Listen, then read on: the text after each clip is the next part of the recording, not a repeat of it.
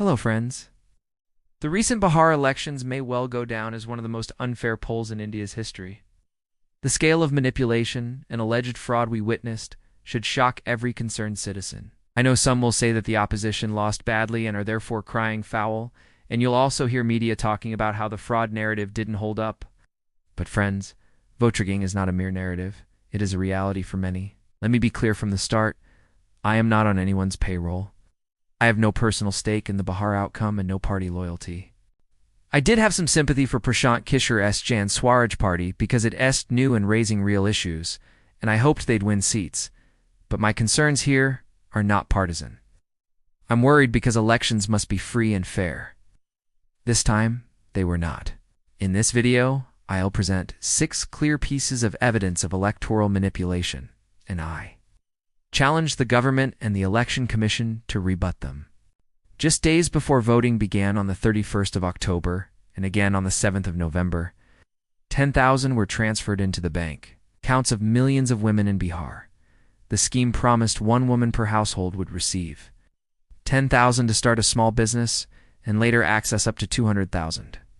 If they joined the Jevika self-help groups, around 12.5 million women received the 10,000. At face value, this looks like welfare, and I am not against supporting small businesses, but the timing and implementation are deeply problematic. The Model Code of Conduct comes into effect before elections and prohibits government largesse during the campaign period. Bihar's Code of Conduct began on the 6th of October, yet payments continued on 17/24, the 31st of October, and the 7th of November. Historically, the Election Commission has blocked such transfers in the past. For example, it stopped schemes in Tamil Nadu 2004, 2011, and prevented large transfers in Andhra Pradesh 2024. But in Bihar, the commission allowed this distribution to continue. Worse, more than 180,000 of the women who received these payments, the so-called Jivika Didis, were appointed as election volunteers during voting. Sending beneficiaries out as volunteers to mobilize voters is, in my view, enough grounds to question the validity of the poll. There were numerous public examples of people voting in multiple states. A BJP worker named Nagendra Kumar posted about voting in both Delhi and Bihar. Another person, Ujit Jha, appears to have voted in Haryana, Delhi, and Bihar. Several social posts show people with multiple epic numbers, which shouldn't be possible under proper controls. I flagged these cases to the Election Commission, and the Commission did not meaningfully respond. Investigations by independent journalists at Reporters Collective found Bihar's final voter roll still contained 1.435 million suspected duplicate voters, including around 342,000 with identical details across IDs. Thousands of names appear to have voted multiple times across the state. The EC has used a special intensive revision SIR process claiming duplicates were removed, but the evidence suggests that many duplicates remained. The Commission has long had software tools to detect and eliminate duplicate entries. Using those has been standard practice. So why was the software not fully used this time? When reporters asked Bihar's chief electoral officer, they faced threats invoking the Model Code of Conduct. The silence and inaction raised serious questions. There is credible reporting that thousands of people were transported into Bihar from other states on special trains, funded and organized by party interests. Supreme Court lawyer Kapil Sibal pointed out that on the 3rd of November alone, at least 4 special trains ran from Haryana to Bihar. News footage showed passengers openly saying party organizers, or the government paid for their tickets and meals, and that travel home would also be arranged. Transporting voters across state lines at party expense is problematic. The Representation of the People Act, 1951. Forbids a candidate from hiring vehicles at their own expense to bring people to vote. It can be a corrupt practice. Even if voters are genuine, using special trains to move large numbers raises the specter of orchestrated voting and should have prompted swift action by the Election Commission. Instead, nothing effective was done.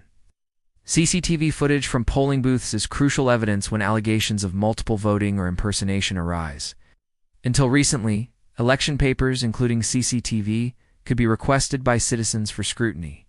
In December 2024, the Punjab and Haryana High Court ordered the EC to hand over CCTV footage in a case. Shortly afterwards, the Election Commission recommended amendments to the Conduct of Election Rules 1961, and the government rewrote Rule 93 to specify which election papers can be requested. CCTV footage was removed from that list. Then, in June 2025, the EC introduced a rule stating CCTV footage would be deleted 45 days after the election unless a legal challenge was filed. In effect, this means first, the public cannot access the footage, and second, the footage gets erased quickly if not litigated immediately. The Chief Election Commissioner's public reasoning that the footage can be shared because it shows women voting and would violate privacy, or that it would take 600 years to watch all the footage, is unconvincing. A team of investigators could review the relevant segments. These rule changes strongly suggest that important evidence may be deliberately shielded. During June-September, the EC carried out the Special Intensive Revision SIR to clean up Bihar's rolls. Before SIR, Bihar's electoral roll had 78.9 million names. After SIR, it listed 74.2 million, a drop of about 4.6 million.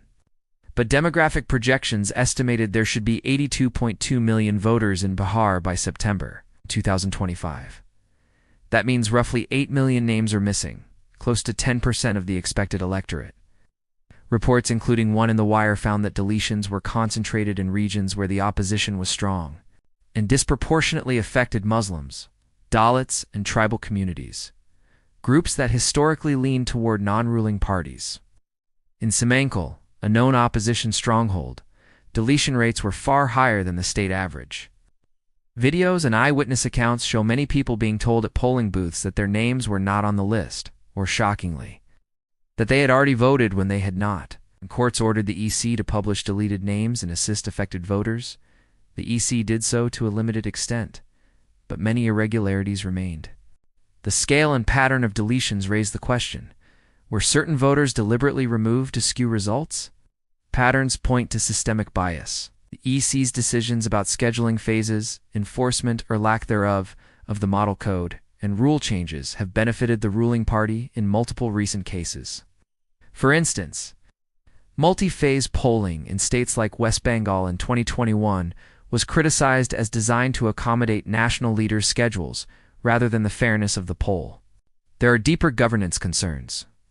In 2023, the government altered the committee that recommends election commissioners, removing the Chief Justice of India and replacing that seat with a union minister effectively, enabling the executive to have greater influence over appointments. These institutional changes undermine public confidence in impartial oversight. Some specific coincidences deepen the distrust.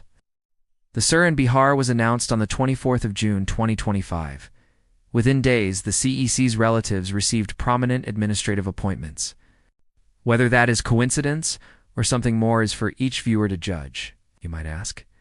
If there is evidence, why not take these matters to court? The government introduced legal protections shielding election commissioners from prosecution for actions taken in the course of official duty. This makes accountability through litigation far more difficult. Still, civil groups and the Association for Democratic Reforms challenged SIR in court well before the elections. The EC argued the fears were speculative because the SIR had not yet been implemented. When large deletions later occurred, the EC dismissed them as minor mistakes and promised corrections. The Supreme Court ordered publication of deleted names and assistance for affected voters, but the broader systemic issues remain unresolved while legal proceedings continue, even during the phases of voting. After the results were declared, much of the mainstream media focused on reasons the NDA won: campaign organization, opposition weakness, or voter fatigue. But these explanations ignore the multiple layers of alleged manipulation, from sudden cash transfers and beneficiary volunteers to duplicate voters, train-born electorates, deletion of names, and restricted access to CCTV evidence. With these problems, it becomes almost impossible to determine what a truly fair result would have looked like. Some opposition leaders predicted this outcome months ago. Sanjay Singh warned that when millions of names could be deleted and hundreds of thousands of duplicates remain, the fairness of the poll is compromised. One suggested opposition parties should consider stronger measures, including a boycott as Gandhi's method of non-cooperation. Because if the system itself is rigged, conventional legal remedies may not suffice. This is a dangerous moment for Indian democracy.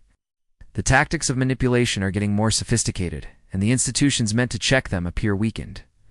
The SIR process is scheduled or ongoing in many other states and union territories. 12 more areas and petitions are pending in various courts. Will courts act quickly enough? Or will the rules and structures be altered to blunt judicial remedies?